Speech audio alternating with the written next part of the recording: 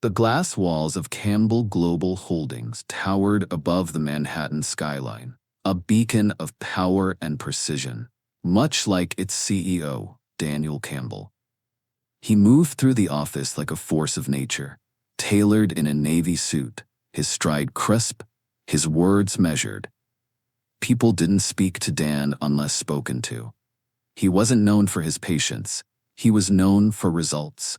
His assistant knocked gently before entering his office. "Mr. Campbell, your wife called again," she said softly. Sensing his icy mood, said she wants to confirm dinner at the Carlton. Dan didn't look up from his screen. "Tell Marjorie I'll be there. 7 sharp." But he already knew he wouldn't be. That night, the wind howled outside the penthouse suite they called home. But warmth never quite lived in that space. The designer furniture, marble floors, and curated artwork didn't reflect a marriage, they reflected an image. Marjorie, with her flowing silk robe and glass of wine, barely glanced up as he entered. "You're late," she said, scrolling her phone, her perfectly manicured nails tapping rhythmically. Dan loosened his tie. "I had meetings." "You always do." Her tone was sharp, dismissive. "You know, Dan, if you spent half as much time at home as you do micromanaging that company, maybe you'd notice what's going on around you." He narrowed his eyes. "What's that supposed to mean?" She set her phone down and turned to him with a slow, taunting smile. "You've built an empire, Dan, but you forgot to protect it." He frowned, taking a step closer. Something in her tone. It wasn't frustration. It was something colder, something deliberate. "I came home early," he said quietly. 3 days ago." Marjorie's smile faltered. "I saw the security footage," he continued. "You and Jason Calloway, my protege." She didn't deny it. Instead, she gave a small laugh, amused. "Jason sees your blind spots, Dan. He's not afraid of the future, like you are. He listens to me, and unlike you, he doesn't treat me like another one of your business acquisitions." Dan's jaw clenched. "You've been coaching him to take over." Marjorie stepped closer, her breath laced with wine. "You built the company. Now it's time to hand it off. You've grown stale, cold, predictable." His hand slammed against the kitchen counter, making her jump. "You're selling me out for a younger version of me?" he seethed. "You're my wife." She leaned in, eyes gleaming. "No, Daniel, I was your accessory, and I'm done playing that role." 2 days later, every financial news outlet blasted headlines. CEO Dan Campbell caught in explosive marital scandal with protege power play. Campbell Holdings board pressures founder to step down amid crisis. Dan stood alone in his private elevator, fists clenched, rage tightening every muscle in his body. Betrayal by his wife, his protege, his own company, questioning his fitness to lead. By noon, he had submitted a temporary leave of absence. The empire he built, brick by brick, was now crumbling around him, and no one seemed surprised. Rain lashed against the windshield in wild, angry streaks as Dan Campbell drove through the city. One hand gripping the steering wheel, the other resting on the leather armrest like dead weight. The wipers thudded rhythmically, but he barely saw the road. Everything blurred together. Headlines, Marjorie's smug smile, Jason's betrayal, the board's cold eyes. His phone buzzed in the cup holder again. Another missed call from his lawyer. Dan didn't care. He just kept driving, through upscale districts, past polished restaurants, into neighborhoods he hadn't visited in years. Eventually, his headlights cut through the misty darkness and landed on a crooked wooden sign swaying in the wind. Mira's Place, coffee, smiles, community. It looked like a place that had seen better days. Peeling paint, fogged up windows, a flickering neon open sign. But for some reason, he pulled over. Maybe it was the storm. Maybe it was exhaustion. Or maybe he just didn't want to go home. The bell above the door gave a weak jingle as he stepped inside. The warmth hit him first, a comforting contrast to the chill in his bones. The second thing he noticed was the smell. Fresh coffee, cinnamon, and something faintly floral. The café was empty, a woman behind the counter wiping it down, and a little boy sitting at a nearby table with a crayon clenched in his fist. Mira Overton looked up, her brows lifting with subtle surprise. She took in the expensive coat, the drenched hair, the hollow look in the man's eyes. "Evening," she said gently. "Rough night?" Dan didn't answer. He just removed his soaked coat, draped it over a chair, and sat down heavily. "You want coffee?" she asked, grabbing a mug. "Strong. Black." His voice was gravel. She didn't flinch at his tone. From the corner, the boy, around 5 years old with a big puff of curly hair and a wide grin, slid off his chair and walked straight toward Dan, with a piece of paper crumpled in his tiny hand. "Hi," the boy said cheerfully. "I made this for you." Dan looked down at the paper skeptically. It was a crooked, scribbled drawing of a stick figure man with an upside-down frown, next to a big, yellow sun. Underneath, in crayon-scrawled letters, "Happy coupon, 1 smile a day, redeem whenever." The boy beamed. "It's magic. My mom says smiles can fix tired hearts." Dan blinked. "What?" "It's free," Leo added, tapping the paper into Dan's palm. "I give 'em out to people who look sad or mad." Before Dan could say anything else, Mira returned with a steaming mug and set it in front of him. "That's my son, Leo," she said with a warm chuckle. "He runs the emotional wellness department around here." Dan stared at the boy, then at the drawing. Something cracked, just slightly, behind his eyes. "I don't do smile," he muttered. Leo shrugged. "That's okay. It works even if you don't believe in it, like superpowers."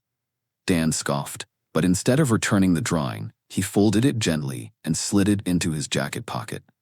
Mira caught the motion and tilted her head thoughtfully. "We don't get a lot of suits in here. You lost?" "I'm just not where I should be." She nodded, not pressing. "Well, wherever you're headed, you're welcome to wait out the storm here. Coffee refills are free after the first meltdown." Dan let out a quiet breath. Not quite a laugh. Not quite a sigh. Maybe, just maybe, that coupon had already started working. The storm didn't let up. By morning, the streets were still slick with rain, and the nearby creek had crept past its banks, pooling into parking lots and alleyways. The small town, quiet and worn at the edges, was essentially cut off until the roads cleared. Dan stood near the window of his quaint motel, staring at the gray sky as another wave of thunder cracked through the clouds. His phone sat on the table behind him, buzzing with texts, missed calls and voicemails, board updates, crisis alerts. Marjorie. He didn't answer a single one. He should have been on a flight back to Manhattan. He should have been prepping for damage control, gathering lawyers, taking the reins back. But instead, Dan found himself pulling on the same damp coat and walking back toward the only place that hadn't demanded anything of him since everything fell apart. The bell above the cafe door jingled again. Mira, standing behind the counter restocking shelves, looked up and smiled like she'd expected him. "Back so soon?" she asked, voice easy. Dan shrugged. "Roads are closed. I figured. The river tends to get temperamental this time of year." Leo popped up from a booth in the back, holding a crayon-streaked book. "Hey, D." Dan blinked. "D? Yeah, that's your name now," Leo grinned. "It's short and cool." Dan, who had never let an employee shorten Daniel, let alone give him a nickname, didn't argue. "Fair enough." Mira handed him a fresh cup of coffee. "You want your usual seat?" He nodded. "You remembered." "I remember people who don't pretend they're okay," she said simply. There was no pity in her tone, just understanding. Over the next few days, Dan kept returning. Some mornings he showed up in silence, hair damp from the mist, eyes shadowed from dreams he never spoke about. Other times, he brought the newspaper and a tight-lipped nod. But Mira never asked questions, and Leo always greeted him like a favorite uncle. Leo had taken to dragging Dan into his little world without asking permission. "D, read this one," he said one afternoon, holding up a children's book titled Leo the Brave Lion. Dan hesitated. I'm not good at voices. You don't have to be good, Leo said, climbing into his lap like it was the most normal thing in the world. You just have to try. So Dan read. Another time, Mira passed him a cookie with an arched brow. It's experimental, she warned. Oatmeal, cinnamon, a hint of cayenne. Dan took a bite. You're trying to kill someone. She laughed. That's what I said. But the next day, he asked for another one and offered a suggestion. Try nutmeg instead. Mira's eyes narrowed with curiosity. Wait, have you baked before? I've had chefs, he replied smoothly. Right, of course, she said, but with a teasing edge that made his mouth twitch in a near smile. They never talked about his past. Not yet. Mira seemed to sense that whatever had shattered inside him was still sharp enough to cut. But in that little café, between sips of bitter coffee and the quiet hum of warmth, Dan felt something strange blooming in the silence. Peace, it unsettled him. But he kept coming back. It had been nearly a week. The roads were slowly reopening, the floodwaters receding. The motel receptionist gave Dan a polite reminder that his checkout was technically yesterday. And yet, Dan stayed. He told himself it was the weather, logistics, timing. But every morning he walked to Mira's place, and every morning Mira had his coffee waiting, no questions asked. On a particularly quiet afternoon, with Leo napping in the back, and the rain reduced to a drizzle, Mira sat at the table across from Dan and wrapped her hands around her own chipped mug. You ever think about what you'd be doing if life hadn't gone the way it did? She asked. Dan didn't look up from the paperwork in front of him. Legal documents she'd been too overwhelmed to sort through for the cafe's tax deadline. Sure, he said. I'd be on a farm somewhere. My grandfather had one outside Albany. He taught me how to fix things with duct tape and wire before I ever touched a spreadsheet. Mira smiled. That explains the light you fixed yesterday. It was flickering. You climbed on my countertop in a suit. He shrugged. Couldn't let Leo think the ceiling was haunted. She laughed, soft and real. Thank you, she said after a moment. You didn't have to help with all this. Dan finally looked up. You didn't have to make coffee that tastes like home either. Her smile faded into something quieter. I was 26 when I lost my husband, she said, voice low. Car accident. He was on his way to pick up Leo from daycare. It should have been me. I was running late. Dan's breath stilled. Mira didn't cry, didn't break. She just told it like a woman who had carried the weight long enough to not be crushed by it anymore. I kept the shop going because I needed to believe that something could still grow from what was left. Dan studied her face. There was strength there, not the loud, aggressive kind he was used to in boardrooms, but the kind that kept showing up every day, even when no one noticed. That evening, Mira surprised him with an invitation. For everything you've done, taxes, lights, even letting Leo beat you at checkers, let me say thank you. Come to dinner tonight. Just us. Nothing fancy. Dan hesitated. It had been a long time since anyone had cooked, for him, without strings attached. I don't do casual, he said quietly. Mira raised a brow. It's stew, Dan, not a proposal. He almost smiled.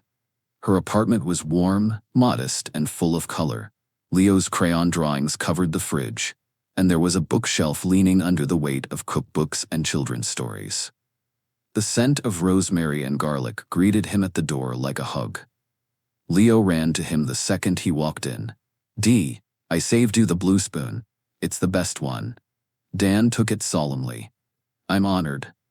As Mira served stew with warm bread, Leo dragged Dan into the living room to show him his very serious collection of plastic dinosaurs and mismatched action figures.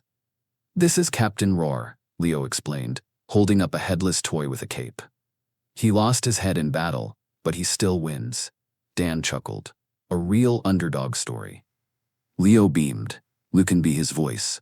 Dan accepted the role without protest. For the next hour, he became Captain Roar, the fearless, headless hero who defeated villains with clever tricks and a very loud roar. From the kitchen, Mira watched them, her heart softening.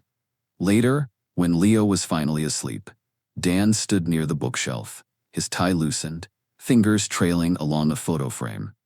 "You built this world," he said. "From ashes."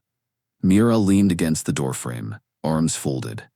"You helped patch the windows." Dan turned toward her, and for the first time in years, his smile wasn't forced, rehearsed, or hollow. It was real. "I don't know what this place is," he said, "but it's the first time I haven't felt lost." Mira didn't respond right away. She simply walked over and pressed a warm dish towel into his hand. "Then wash up, D. You're officially on cleanup duty." He laughed, an unguarded boyish sound.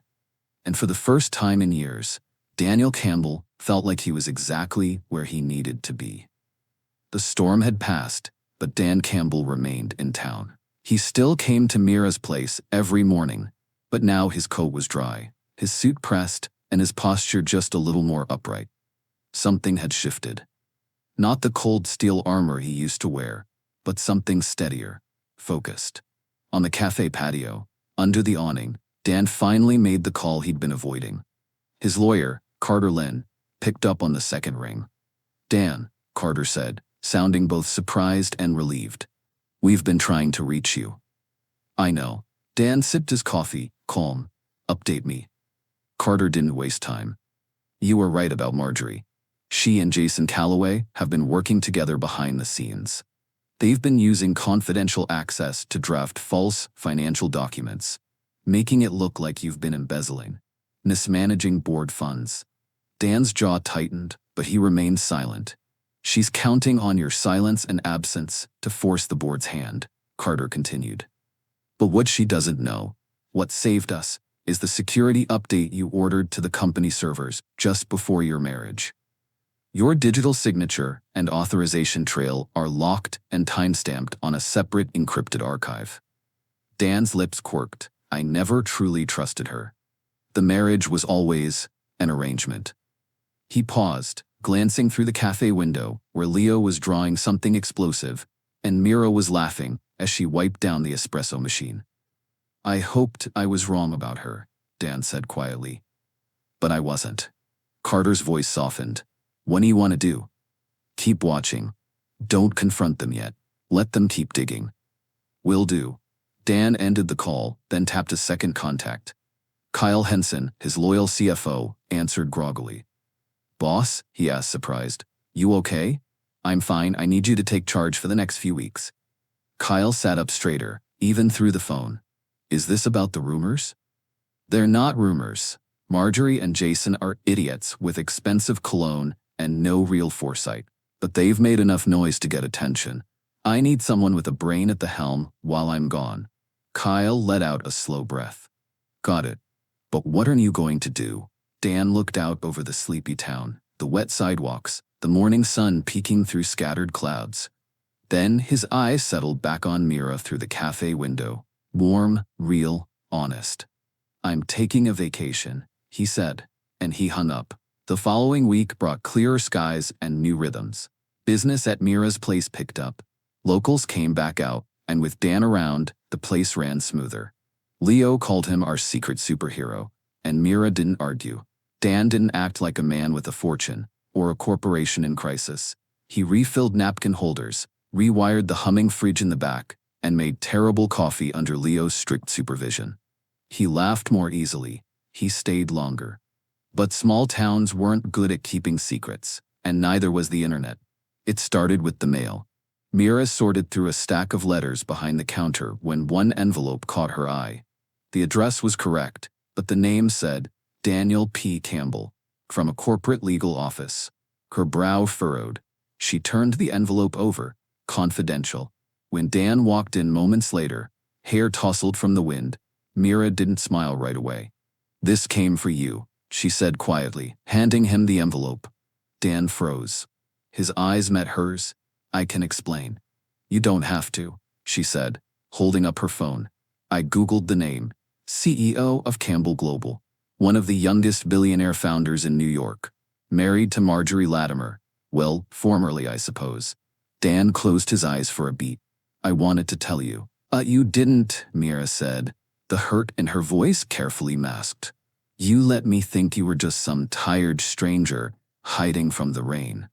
I was, he said, stepping closer. I am. Mira, the man in that office, that version of me? He was dying. Every day. Until I ended up here. She crossed her arms. You're telling me the truth now. But you let me serve you stew and talk about broken dishwashers like we were equals. Like we were building something honest. Dan's voice was steady. That's the only honest thing I've had in years. Behind them, Leo peeked around the corner, sensing tension. Dan looked at Mira, truly looked. I didn't come here to lie. I came here to disappear. And then, I didn't want to anymore. She was quiet for a long moment. Her eyes searched his face, looking for some glimmer of the man who read bedtime stories and fixed her sink. Finally, she said, "You should go." Dan nodded, swallowing hard. He turned to leave, but Leo slipped in front of him, holding a folded piece of paper. "A new happy coupon," Leo said softly. "Just in case." Dan's throat tightened as he accepted it. "Thanks, kid." Then he stepped out into the sunlight, the door jingling shut behind him. It had been 2 days since Dan Campbell walked out of Mira's place with Leo's second happy coupon folded carefully in his coat pocket. He hadn't gone far, just across town, to a quiet inn off the main road. He needed space to think, to let the dust of truth settle. But he hadn't stopped thinking about Mira, or the look on her face when she realized who he was. That look had hurt more than any scandal Marjorie had ever dragged him into. It was nearly dusk when his phone lit up. Mira Overton. He stared at it a moment longer than he should have, then answered. "I was wondering if you were going to ghost my number," she said gently. Dan exhaled, voice low. "I didn't want to push. I figured I'd done enough damage." "Listen," she said, her tone light but clear. "You wear $1,000 shoes. Drink your coffee like you're judging the beans, and fix a light with tools you carry in your own car. I knew you had money." That made him smile faintly. "The wife part? That part surprised me," she admitted. "But I was hoping you'd stick around a little longer. Figure out what you're doing next." Dan's voice was quieter now. "I want to." There was a pause, comfortable this time. "I meant what I said," he continued. "Marjorie and I, we were a partnership. A strategic move between powerful families. It was never about love. More like a merger disguised as a marriage." Mira listened in silence, letting him go on. "People like me," he said. "We make decisions with ROI in mind. Investments, expansions, reputation. Sometimes that means making deals with people who smile while they stab you. She was one of them. I saw it too late. But you still hoped she'd be different," Mira said softly. "I did." There was a moment of stillness, and then she replied, "That doesn't make you weak. That makes you human." Dan closed his eyes, letting those words wash over him. "I'm not mad at you, Dan. I just needed a moment to recalibrate. You walked into my life like a storm and flipped everything upside down. Sorry about that." "Don't be," she said. "Storms clear things out, make room for new growth." He blinked, surprised by the beauty of that truth. "I'm not asking for anything," Dan said. "Not forgiveness, not another chance, just a place to land." Mira's voice was warm. "Then land here. I'm offering you friendship. Whatever else comes, it can wait. But for now, if you still want to help with the café, I've got a shipment tomorrow and a wobbly chair with your name on it." Dan chuckled. "Deal. And maybe you can bring your screwdriver instead of your $1,000 shoes this time." "No promises," he said with a smile in his voice, "but I'll try." As the sun dipped behind the trees and the sky faded into lavender, Dan leaned back in his chair and looked out the window with something he hadn't felt in a long time. Hope.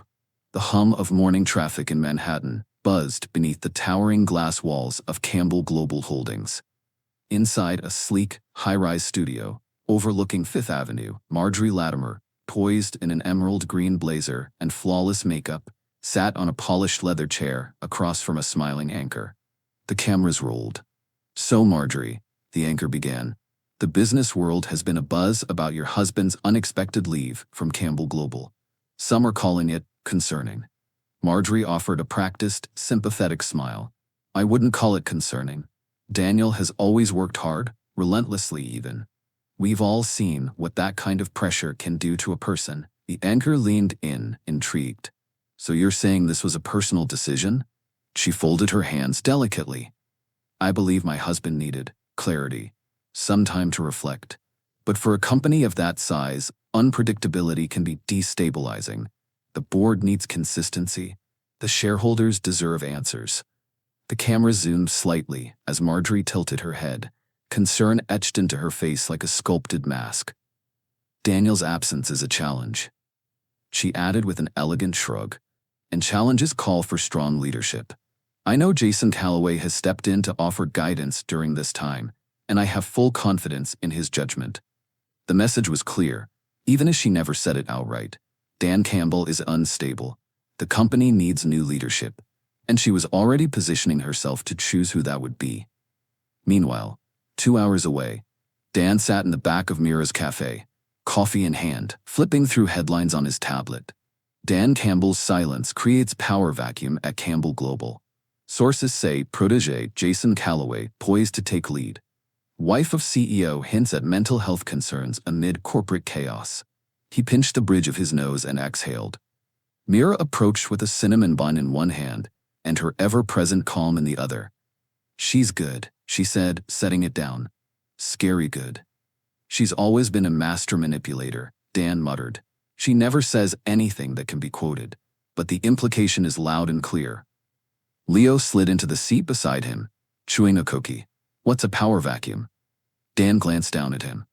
Something that happens when people think the leader's gone for good. Leo frowned.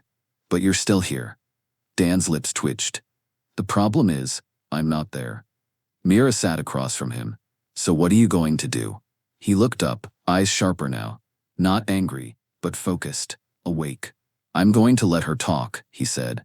Let her feel like she's winning. Mira arched a brow. That doesn't sound like much of a plan. Oh, it is, Dan said. Because when I come back, I won't just prove I never left. I'll prove she never had the power to begin with. The peace didn't last. A week after Marjorie's press tour began stirring whispers on Wall Street, she got the intel she wasn't expecting, not from lawyers that were boardroom spies, but from an intern's careless social media post. A photo of Daniel Campbell, in jeans and rolled-up sleeves, standing beside a boy with curly hair and a crooked grin, helping him frost cupcakes in a small-town cafe. The caption read, CEO in hiding? Looks like he found something sweeter than power. Hashtag Mira's place, hashtag Leo and D. Marjorie's painted nails dug into the armrest of her velvet chair. She stared at the screen, her breath icy. Of course, she muttered. Of course he's playing family. The morning sun spilled gently through the cafe windows. Mira was in the back, prepping cinnamon glaze. Leo was stacking napkins into a castle. Dan sat near the register, tightening the screws on a wobbly stool. He looked content, until the bell above the door jingled and the air changed. In stepped Marjorie Latimer, flanked by 2 photographers and a man holding a compact video camera. She wore a pristine white designer coat and a tragic smile that belonged on the cover of a sympathy card. Dan froze. Daniel, she purred, loud enough for every patron to hear. There you are. Mira stepped forward, wiping her hands on her apron, eyes narrowing slightly. Can I help you? Marjorie turned to her, all fake warmth. You must be Mira. I've heard so many things. She held out a gloved hand, but Mira didn't take it. Why are you here, Marjorie? Dan said coldly, standing now, stepping in front of Mira, instinctively. You disappeared, she said sweetly, voice rising just enough for the camera to catch every word. I was so worried, and now I find you, playing house with a woman you barely know and a child who isn't yours. Dan's jaw clenched. Turn off the cameras. One of the crew hesitated. Marjorie smiled. Daniel, come home. We can fix this. I'll make a statement. We'll do a photo shoot. Reclaim the narrative together. The board will calm down once they see we're united. There is no we, he said, voice quiet but firm. Marjorie's expression shifted, just for a moment. Something cold and cruel surfaced beneath the gloss. Then I'll do it alone. she said, brushing past them and heading toward the exit. Just know, Daniel, you don't get to disappear and be happy. Not like this. She paused at the door and turned back, loud enough for customers still seated. It's sad, really. This place is charming. I wonder how long it will last once the press finds out about Mira's history, about the money she's suddenly receiving, about her motives. Dan stepped forward. You stay away from her. Marjorie smiled like he'd handed her exactly what she wanted. Then come home. She left, heels clicking like a gavel in a courtroom. That evening, Dan sat alone, outside the café, head in his hands. The sun was setting, casting long shadows across the sidewalk. Mira stepped out quietly, leaning against the wall beside him. You okay? She asked. She's going to destroy you, he said flatly. All of this. I should have left before I let her know you existed. She walked in here, you didn't bring her. She'll twist it, spin it. You don't know what she's capable of.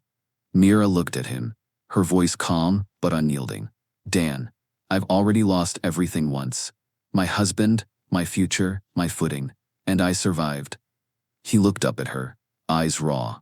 You didn't ruin my peace. She said gently. You helped build it. He swallowed hard. I don't want to be the reason your son's safe world crumbles. You're not, she whispered. You're one of the reasons he smiles. Dan looked toward the cafe windows, where Leo was inside, coloring a new drawing labeled, Captain Moore saved the day again. And for the first time since Marjorie's return, Dan didn't feel like retreating. He felt like protecting something. No, someone. The headlines came faster this time. Mysterious widow caught in CEO love triangle? Daniel Campbell's emotional breakdown in rural cafe. Is this the end of a business empire? Marjorie Latimer breaks silence. I just want my husband safe. She didn't need to say Mira's name. The photos did that for her. One in particular. A shot from outside Mira's place, of Dan helping Leo pour milk into a mixing bowl. The smile on his face was the most dangerous thing of all. Marjorie weaponized it. Predators come in all forms, she said to a news outlet. Sometimes even with sweet faces and local charm. But the town didn't bite. Not Nia, the florist next door who kept putting fresh sunflowers on Mira's tables for free. Not Terry, the mechanic who began parking his truck out front just to watch for trouble. Not Mrs. Evelyn, who organized a buy a pastry, back a sister campaign on Facebook that doubled Mira's orders. Even strangers came in after seeing the gossip. Just wanted to meet the woman who's somehow both an evil mastermind and a single mom baking cookies at 6 a.m. One college student joked, handing over a 20. Mira smiled graciously, but behind her eyes was worry. She knew small-town kindness could only do so much against big-city media, and she didn't want Leo growing up under someone else's lies. Dan saw it too. He had kept his distance since Marjorie's stunt, working quietly behind the scenes with his lawyer and Kyle to prepare his return. But every time he passed the cafe, every time he saw Mira smiling for Leo, while tension rippled under the surface, something in his chest twisted. One morning, before the cafe opened, Dan slipped in early. Mira was there, sipping tea in silence.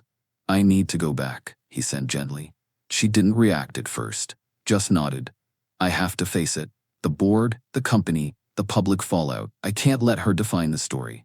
I know, Mira said. I figured it was coming. Dan hesitated. I didn't want to leave like this. You're not, she said. You're just going to handle what you were always going to handle. I'm proud of you. He blinked, caught off guard by the weight of her words. Leo wandered in, hair a wild mess, hugging his stuffed dinosaur. Dan crouched beside him. Hey buddy, you leaving? Leo asked softly. Dan nodded. For a while. Leo's lower lip trembled, but he stood tall. Okay. But you got a call, like a lot. I will, Dan promised, pulling the boy into a hug. Leo clung to him, then whispered in his ear. Okay, Dad. Dan's breath hitched. He pulled back just slightly. What did you call me? Leo shrugged, a little shy. D is what I call you when you're visiting. Dad is what I call you when I want you to come back. Dan looked at Mira, who had quietly turned away to wipe a tear.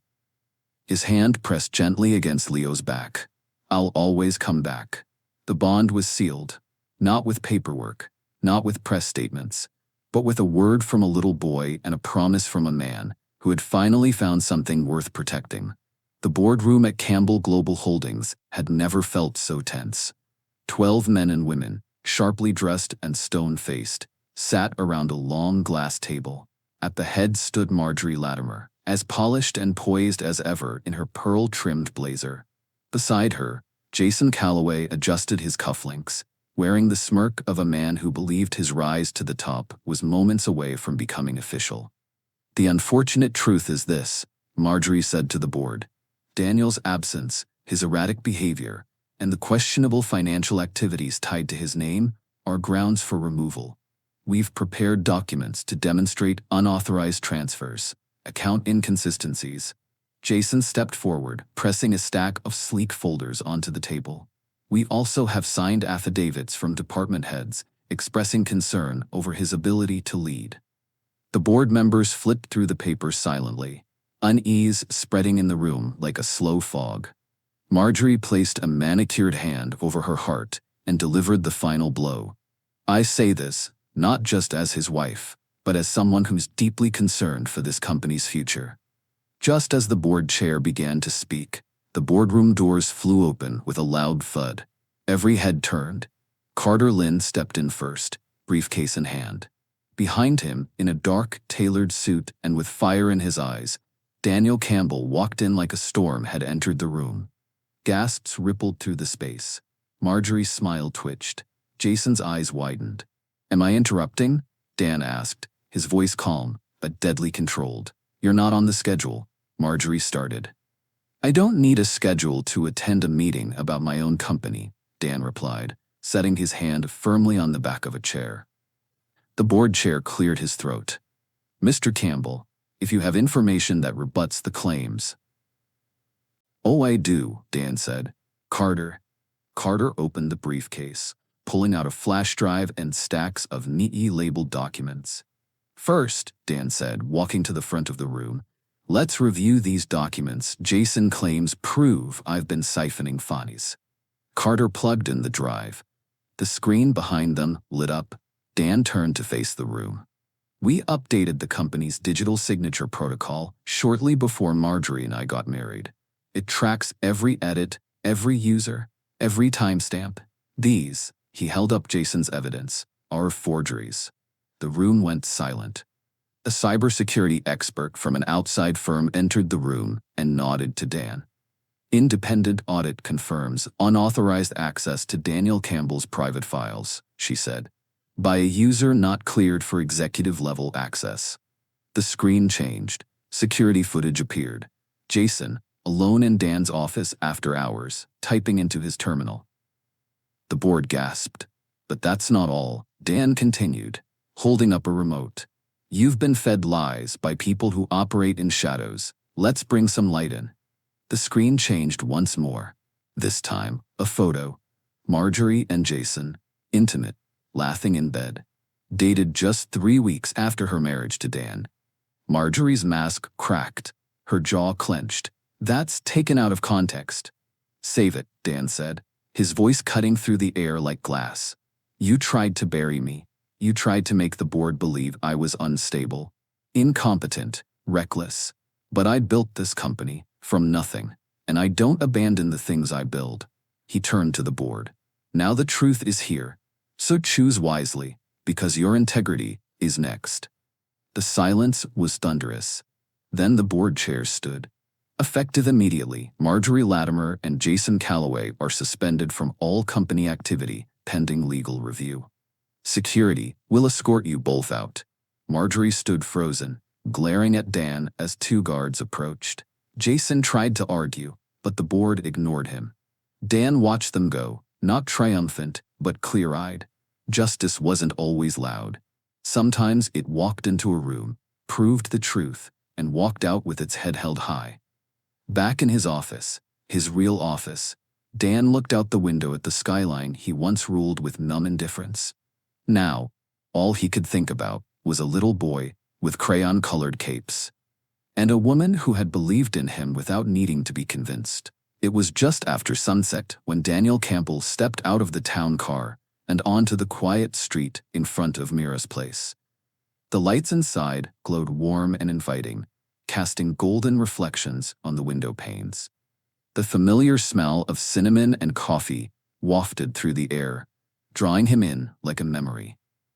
Dan took a slow breath before opening the door. The bell chimed softly. Mira looked up from the counter, her hands stilling over a plate of fresh cookies. She didn't speak at first, just took him in, as if making sure he was really there. He reached into his coat pocket and pulled out a thin manila envelope. "Divorce papers," he said gently, placing it on the counter. "Filed, signed. I'm having them fast-tracked." Mira's eyes flicked to the envelope, then back to him. "How did you get her to sign so quickly?" Dan gave a quiet, unapologetic smile. "I told her if she didn't, the world would see the photos. The ones of her and Jason, in bed, 3 weeks after our wedding." Mira raised an eyebrow, impressed. "That's cold." "She taught me a lot," he said with a shrug. She chuckled, shaking her head. Then, with slow, deliberate steps, she walked around the counter and stood in front of him. "You're really done?" she asked. "With all of it?" "I'm done chasing things that don't love me back," Dan said, his voice low. "I'm here, if you'll have me." Without another word, Mira reached up, slid her hands around the back of his neck, and pulled him down into a kiss. It wasn't dramatic. It wasn't urgent. It was steady, honest, and full of every quiet moment they had built together. Later that night, Dan sat on the couch with Leo curled up beside him, the boy already half asleep, with a blanket and a toy dinosaur tucked under his arm. "You came back," Leo mumbled. "I told you I would," Dan whispered, running a hand over his head. Leo's voice was drowsy but firm. "You can stay forever if you want. We got room." Dan smiled, his heart full. Forever sounds just right. Across the room, Mira watched them from the kitchen. Her eyes soft and full of something she hadn't dared feel in years. Peace. Dan caught her gaze and mouthed the words, "Thank you." She simply nodded, knowing now what they had was no longer a fragile thing. It was family. It was home. The envelope arrived on a Tuesday. Dan stood in the kitchen of Mira's apartment, holding the finalized divorce decree in his hands. No headlines, no drama. Just a few signatures and an official stamp marking the end of one life and the start of another. Mira was at the stove stirring something with cinnamon and nutmeg. She turned when she heard the quiet rustle of the paper and saw the way Dan was looking at her, not with the weight of the past, but the clarity of everything that had finally come into focus. He walked over slowly, the paper still in hand, and then dropped to one knee. "Mira Overton," he said, voice steady, eyes full. "I've built companies. I've made deals most men only dream of, but I've never known love, real love, until I met you." She covered her mouth, eyes wide. "You and Leo gave me more than a reason to smile. You gave me peace, a home, a future I never imagined. And if you'll have me, I want to spend the rest of my life being the man you can depend on." Tears streamed down Mira's cheeks as she nodded, breathless. "Yes," she whispered. "Yes, Dan." Behind them, Leo peeked out from the hallway and screamed, "Are you serious?" Dan laughed as Mira pulled him into a hug, and Leo came running toward them. I knew it, I'm telling everybody." The very next day, Leo burst into the café before the first customer walked through the door. "My mom and daddy are getting married," he shouted at the top of his lungs. "Like for real, married." He told Nia the florist, who brought a bouquet on the spot.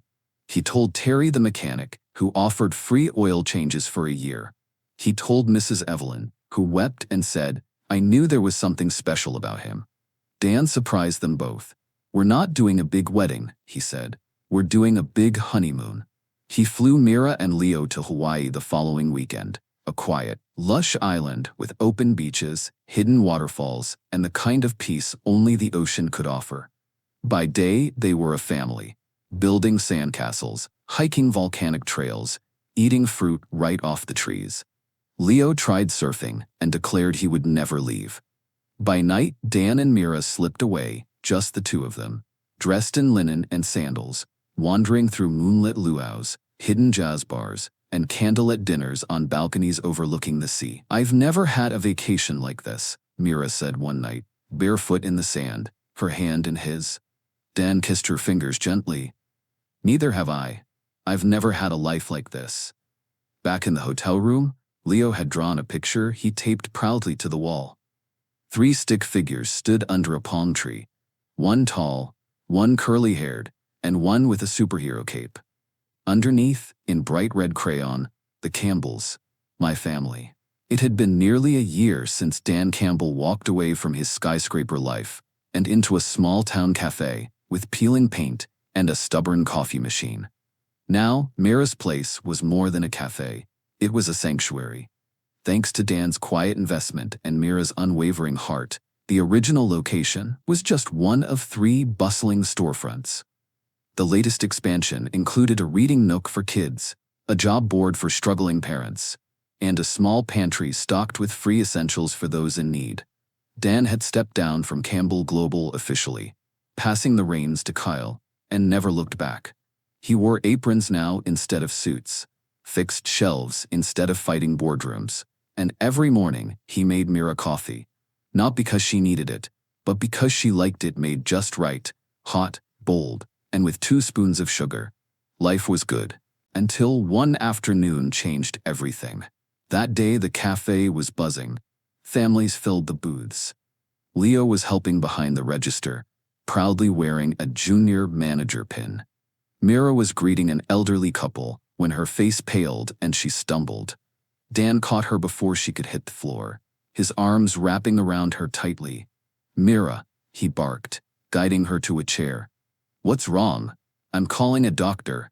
"No," she whispered, gripping his wrist. "Don't. There's nothing they can do." Dan's voice cracked. "Don't say that, don't. Mira, if something's wrong."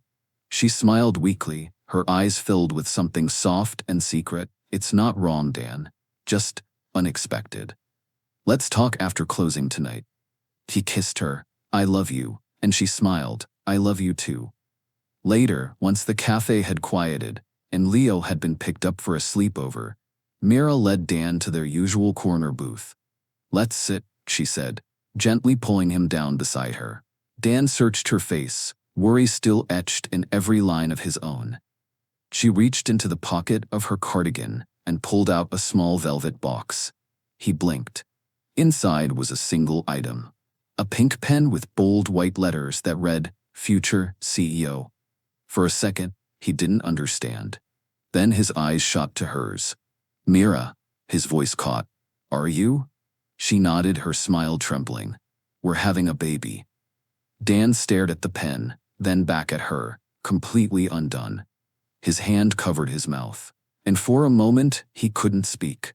Then he reached for her, pulling her into his arms and holding her like he never wanted to let go. "I love you," he whispered into her hair. "You've given me everything I ever wanted in life, and more." Mira pulled back, cupping his cheek. "I didn't give you anything you didn't already carry inside you, Dan. You just needed someone to show you where home was."